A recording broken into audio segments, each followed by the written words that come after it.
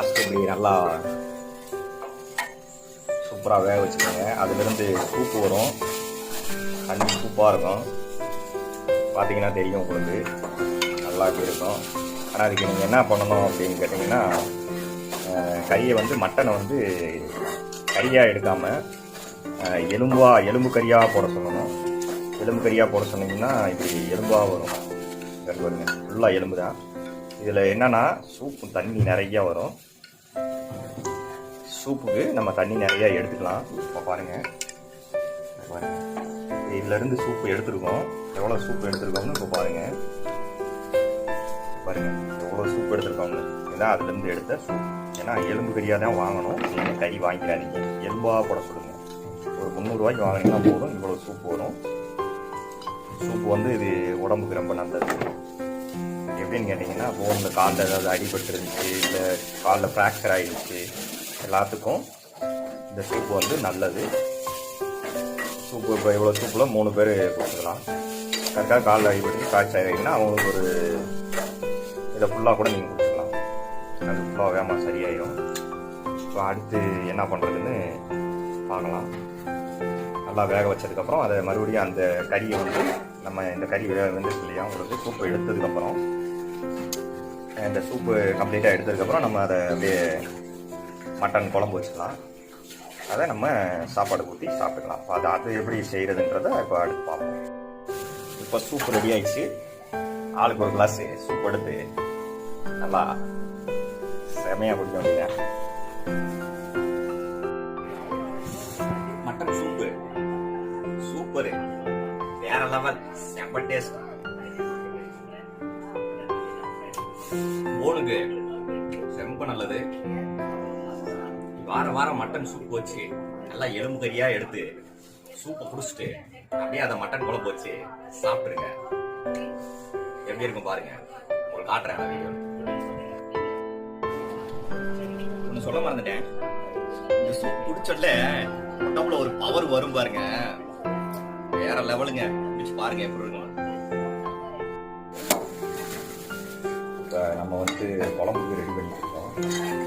First என்ன பண்ணணும்னா, இந்த வெங்காயம், தக்காளி, பட்டை, கிராம்பு எல்லாத்தையும் போட்டு நல்லா இப்படி மிக்ஸ் பண்ணிக்கலாம்.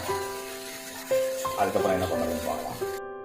இதில் அப்படியே கொஞ்சம் தேங்காய் பூ போட்டு நல்லா அப்படியே மிக்ஸ் பண்ணிக்கோங்க.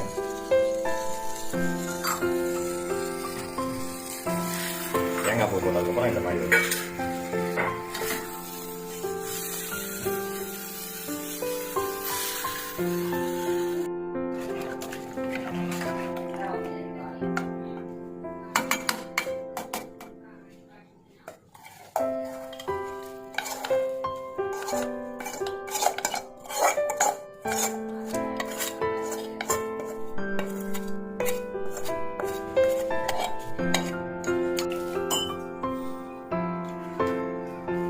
தக்காளி, வெங்காயம், அந்த மசாலா எல்லாம் மிக்சியில் போட்டு அரைச்சி இப்போ அந்த கறி வச்சுருந்தோம் இல்லையா, அதில் வந்துட்டு அப்படியே ஊற்றி மிக்ஸ் பண்ணிட வேண்டியதான்.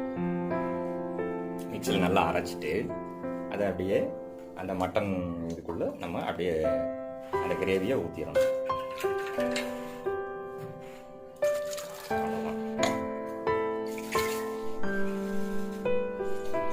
வேலை முடிஞ்சு அடுத்து அப்படியே குழம்பை பொரிக்க வைக்க வேண்டும்.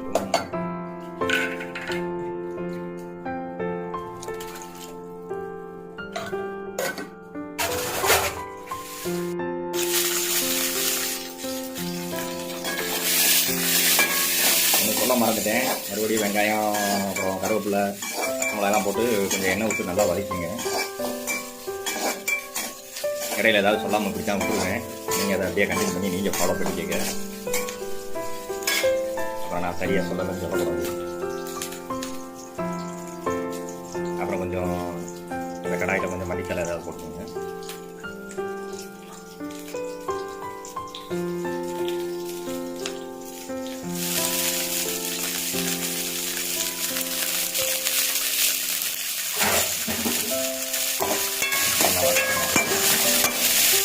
நல்லா வதக்கிட்டாங்க. ஹெல்ப்புக்கு ஒரு ஆள் கூட வச்சுக்கணும். 2 பேர் வதக்கிட்டாங்க தான் சரியாக இருக்கும்.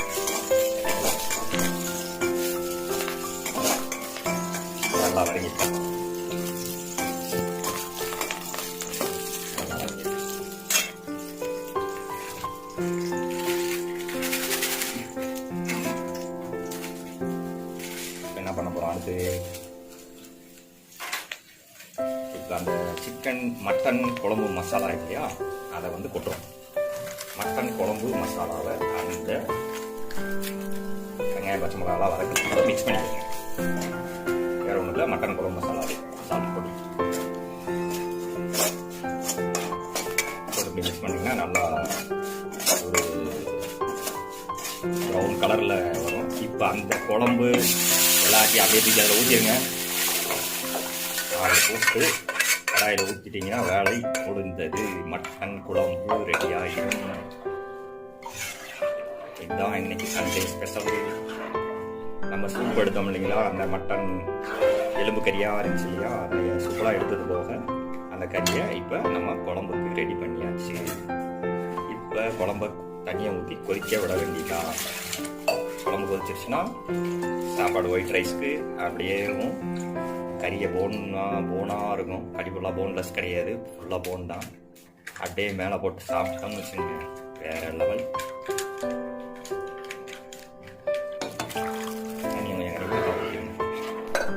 கொஞ்சம் நல்லா கிண்டி விட்டுருங்க. இப்போ மூடி வச்சிருக்காங்க. சட்டை போட்டு மூடிங்க. நல்லா முடிச்சு மறந்துட்டேன், உப்பு கொஞ்சம் போட்டுக்கோங்க. சால்ட் போட்டாச்சு. அடுத்து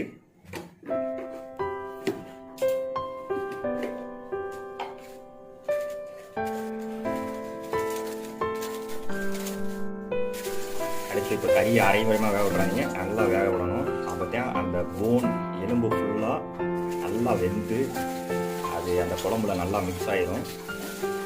அதை ஊற்றி சாப்பிடும்போது நம்மளுக்கு ஸ்ட்ரென்த் இன்னும் அதிகமாக இருக்கும். கறியை வந்து மேக்ஸிமம் நல்லா வேக விடணும், மறந்துடாது.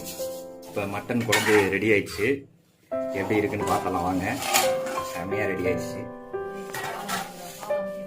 பாருங்க. எப்படி வந்துருங்க, ஃபுல்லாக போன் தான், ஃபுல்லாக எலும்பு தான்.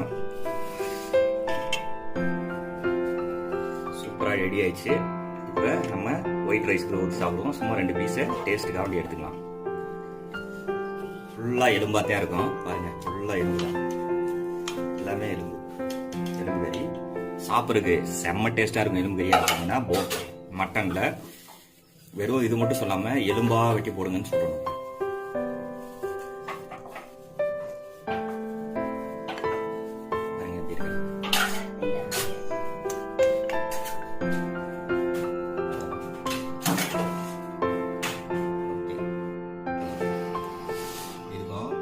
சாப்பிடும்போது செம்ம ருசியாக சாஃப்டாக இருக்கும்.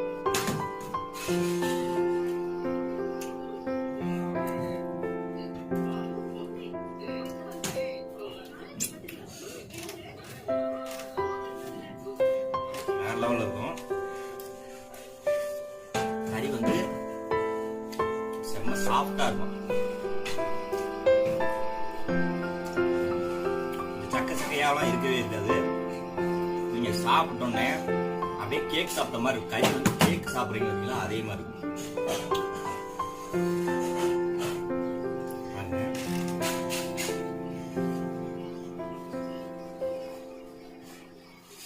ஃபுல்லாக எலும்பு தான்.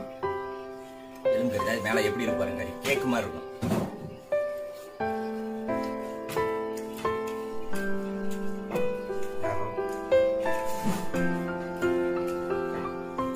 அப்படியே கடிக்கும்போது சாஃப்டாக கரைஞ்சி போயிடும். அதனால எப்பயுமே மட்டன் எடுக்கும்போது கறியா இருக்காம எலும்பாடுங்க. மட்டன் திரும்ப திரும்ப நான் சொல்றேன்.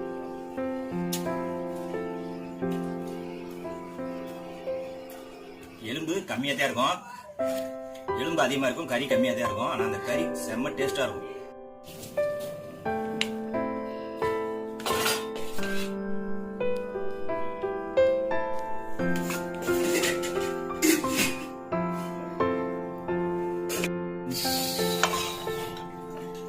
குழம்புக்கு இங்கிலீஷ் குழம்புக்கு இங்கிலீஷில் குழம்பு தானா?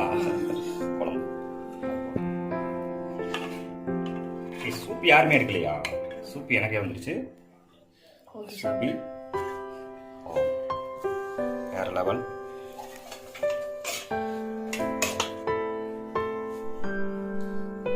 கறி குழம்பு இதான் கறி கஞ்சி. கிராமத்துனா கறி கஞ்சிப்பாங்க, நம்ம சிட்டியில் கறி குழம்பு. செம்ம. வாவ், மட்டன் குழம்பு போன்ஸ் ஃபுல்லாக